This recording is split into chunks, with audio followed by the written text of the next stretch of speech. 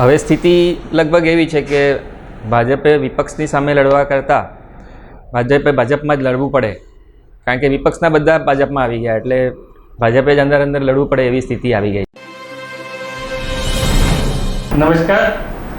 ગુજરાતમાં ચૂંટણીનો જંગ પૂરો થઈ ગયો છે, પરંતુ એક બીજો જંગ શરૂ થઈ ગયો છે. તેની સામે 26માંથી 25 બેઠકો ઉપર મતદાન થયું.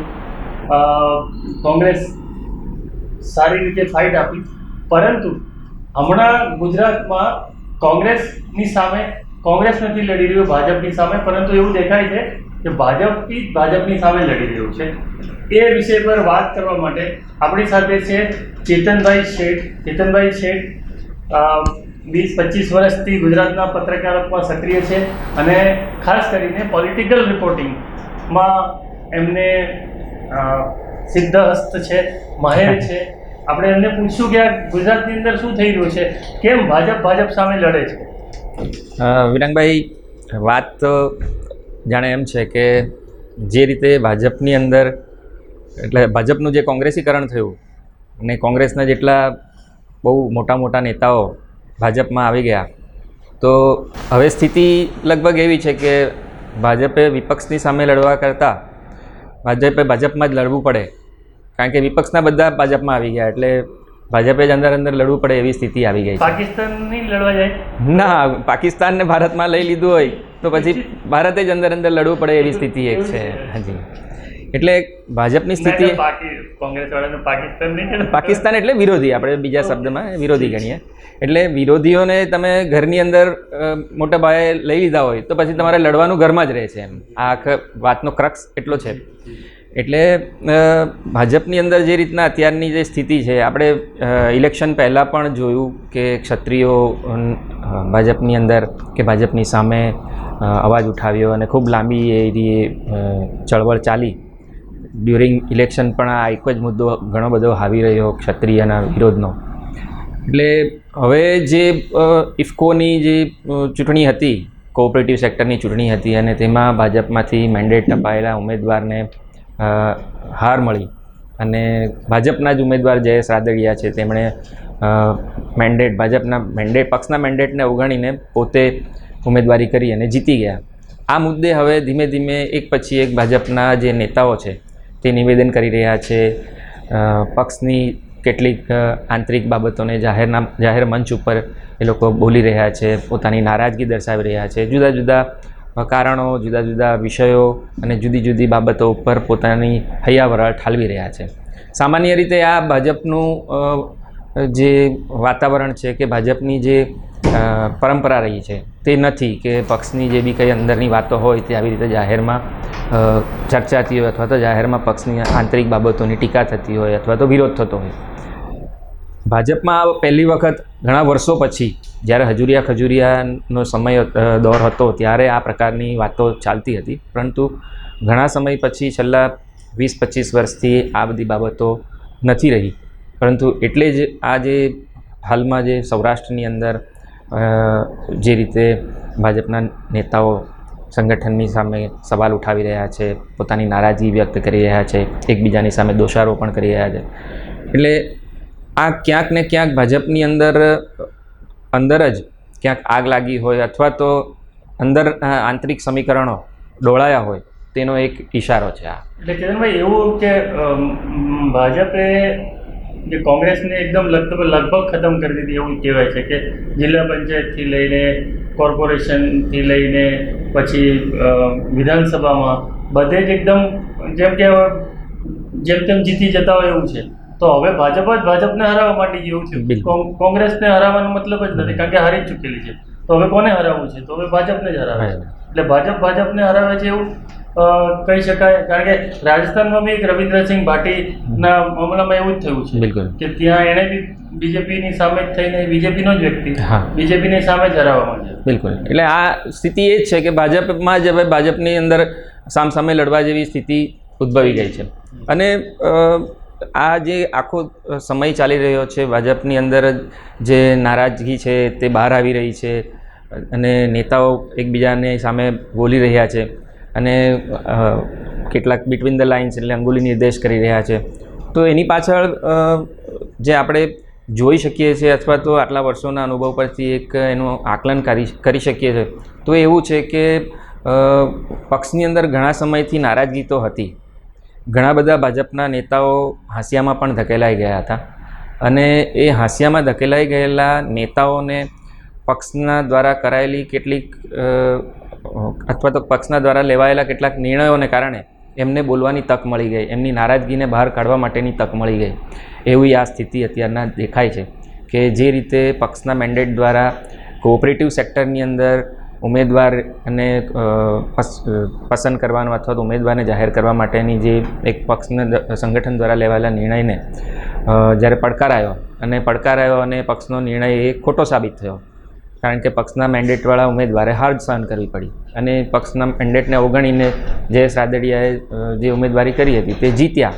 એટલે પક્ષની અંદર જે નારાજ લોકો હતા અથવા તો પક્ષની અંદર જ જે લોકો હાંસિયામાં ધકેલાઈ ગયેલા નેતાઓ હતા, જેમની ખૂબ લાંબી વર્ષોની કેરિયર હતી અને એમણે ઘરે બેસવાની સ્થિતિ હતી, તો તેવા લોકોને માટે આ સ્થિતિ પક્ષની અંદર પોતાનો સૂર ખુલીને વ્યક્ત કરવા માટેની એમને તક મળી ગઈ અને એટલે જ આ આવી રહ્યું છે.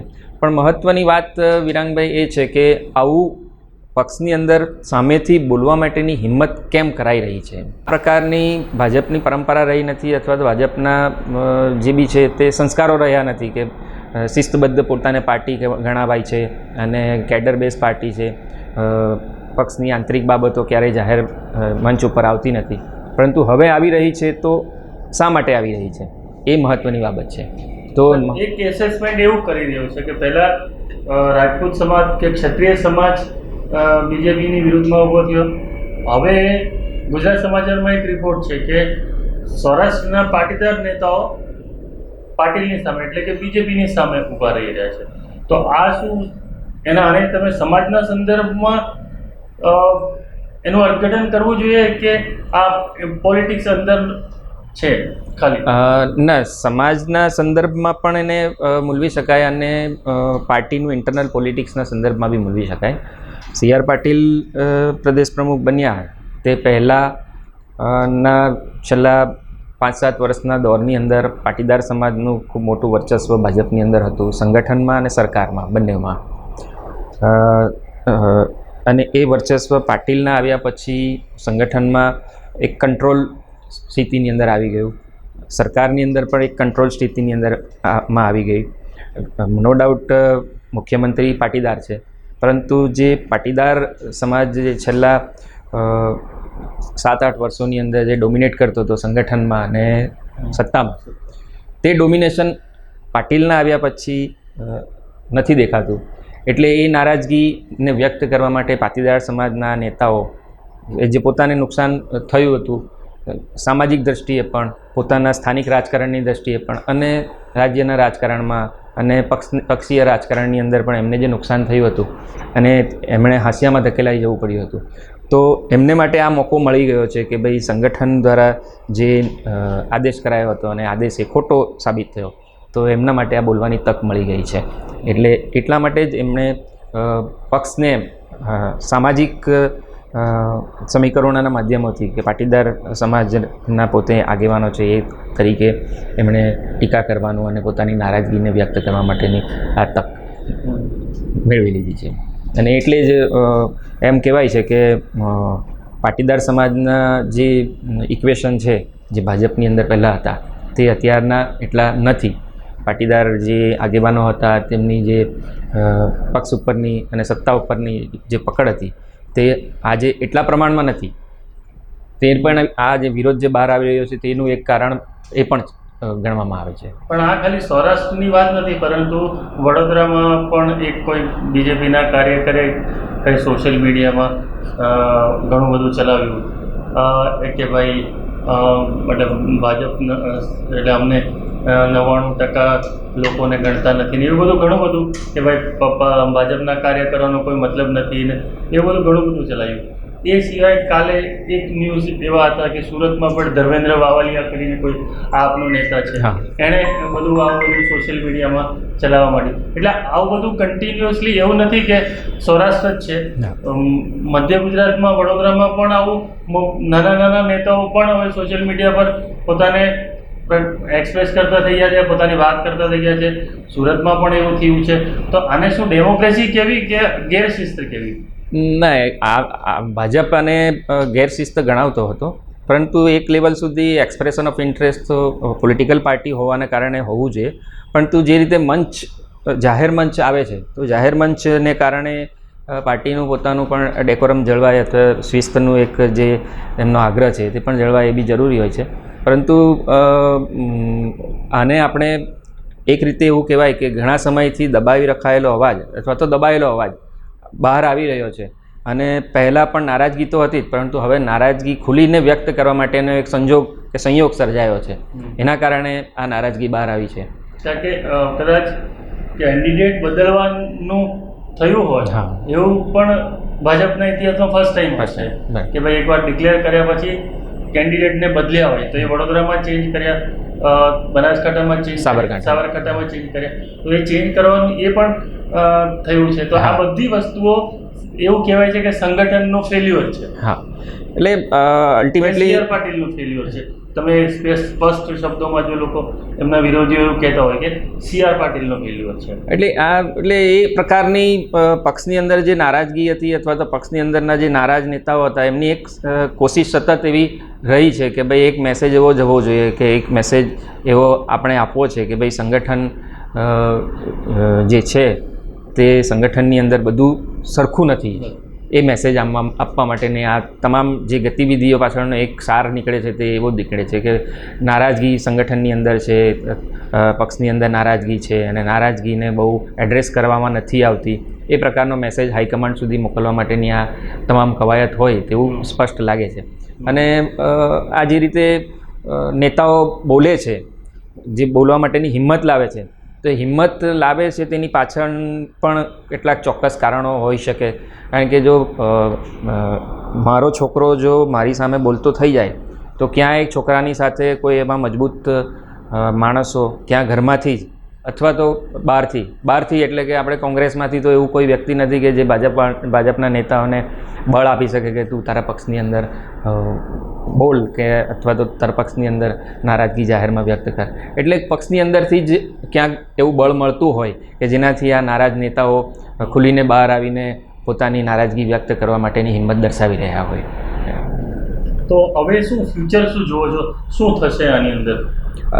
જેમ કે દર વખતે એવું થયું કે એવું જોયું છે કે ઇલેક્શન થાય, રિઝલ્ટ આવે, એની પહેલા આ બધી વસ્તુઓ આવે છે કે સંગઠન નામ તેમ, પછી જેમ જ રિઝલ્ટ આવે છે અને સી આર પાટીલના નામે 156 બેઠકો લખાય છે તો પછી બધું ચૂપ થઈ જાય છે.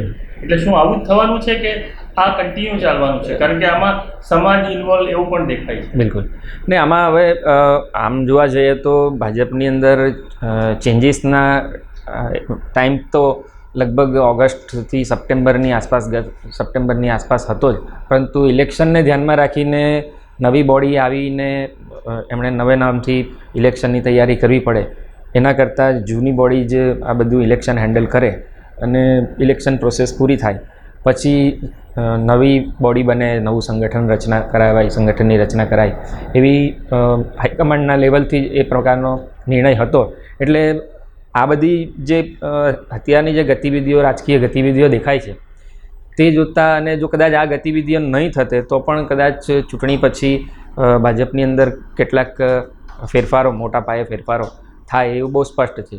કારણ કે સરકાર પણ જો કદાચ રચવાની આવે તો એવા સંજોગોની અંદર કેટલાક નેતાઓને સરકારની અંદર સામેલ કરીને, કેટલાક નેતાઓને સંગઠનમાં સામેલ કરીને એક નવી ઇક્વેશન, નવા સમીકરણોને બેસાડવા માટેનો પ્રયત્ન થશે. એટલે નજીકના ભવિષ્યની અંદર 1-2 મહિનાની અંદર મોટા ફેરફારો પણ થાય એવી શક્યતા બહુ સ્વાભાવિક દેખાય છે. તો આ હતા ચેતનભાઈ શેઠ. આપણી સાથે ભાજપમાં જે આંતરિક જે વિરોધ થઈ રહ્યો છે એ બાબતે આપણી સાથે વાત કરી.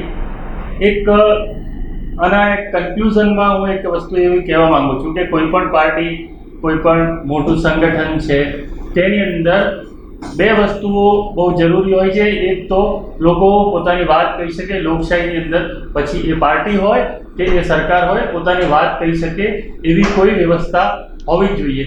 બરાબર? એ બીજેપીની અંદર નથી, એ દેખાય છે.